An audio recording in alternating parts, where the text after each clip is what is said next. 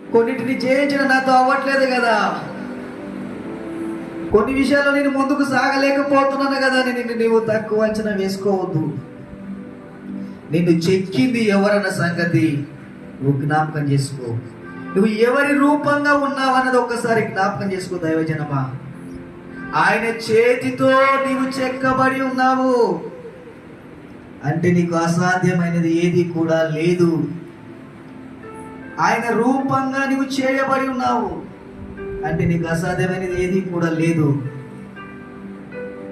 ఒక ఉన్నతమైనటువంటి స్థానములో నిన్ను పెట్టుట కొరకు ఆయన నిన్ను చెక్కి ఉన్నాడు.